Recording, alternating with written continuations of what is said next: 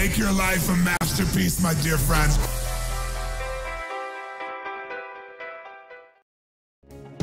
Failure is part of life. I mean, the difference for me, though, is I look at failure as a stepping stone to success. It's a speed bump. I know I'm going to fail, but it's not failure if you learn something. And so, gosh, I've made so many mistakes. I've screwed so many things up, but every time I do, it just becomes a way for me to explain to someone else what it takes. You know, it's like, here's what I've done. I think I have the ability to influence people because I talk about my failures. I talk about all the things that messed me up, but I show people that I didn't let it stop me, and you don't let it stop you. And I think that's really the secret in that area. And if everything you touch was successful, first you wouldn't be able to relate to people as much. No, you won't be able to relate. And also, it's be total bullshit, right. And everyone knows it's bullshit. And also, you'd be bored silly. Right. I mean, think about it. If you just said, I want this and happen, I want this and happen, you know, people don't value what they don't fight for. You know, it's like you see kids sometimes in it, you know, your parents will say, you're not going to value this if you don't work for it. And your kid going, I'll value it, just give it to me, right? But it's true. Yeah. You know, the things we've worked the hardest for, we value the most. So I think, you know, the purpose of the goal is not getting it anyway. The purpose of the goal, you know, is who you become.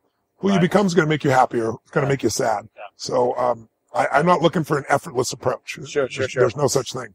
The most important decision of your life is deciding whether you're truly committed to being happy no matter what. Because life is going to throw all kinds of curveballs at all of us. There's the one thing that's in common in this lifetime is extreme stress. You're going to experience it if you haven't already, and even if you have, you will in the future. How you like this positive thinking. But it's just true. Someone you're going to care about is going to die. Someone's going to take advantage financially if you're not careful. You're going to find yourself in a position the government might change the rules and you can't do what you're doing before. Some may call, like I've gotten a call saying you got a tumor in your brain. Those days alter you. And if you decide that you're going to live in a beautiful state of mind, that doesn't just mean happy. It means, people say, oh yeah, I'm committed to be happy, but my wife left me. Well, then you're not committed to being happy. You're committed to be happy unless your wife leaves you. And you can't control that. You can certainly influence it, but you can't control it. Or I'm going to be happy except my friend died. Your friends are going to die. Your family going to die. So the greatest gift you could give yourself, besides making this life about love and making this life about giving, because to give you have to keep growing, is, I believe, to make that decision and say life is too short to suffer. And most achievers like you and I, we never use the word suffering, but we get stressed, we get pissed, we get overwhelmed. Some people get sad or depressed.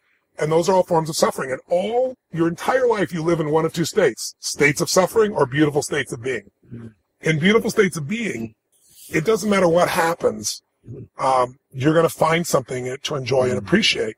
And, you know, you and I both have interviewed people, I'm sure you have, that are born with no arms or legs, or they've lost their sight, and they're happy. Yes. And then you meet billionaires or people, families, they got beautiful kids, beautiful husband, beautiful wife, and they get miserable over anything. I really believe you have to make that's the most important decision of your life, is that no matter what happens, I'm going to live in that state. And then you have to do the work, which is, I got a 90-second rule.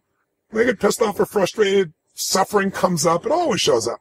But what I decide is, within 90 seconds, I kill it. Because in that suffering state, I'm not going to be there for my wife or my kids. In that suffering state, if I solve it, I'm going to be miserable even though I solve it, right?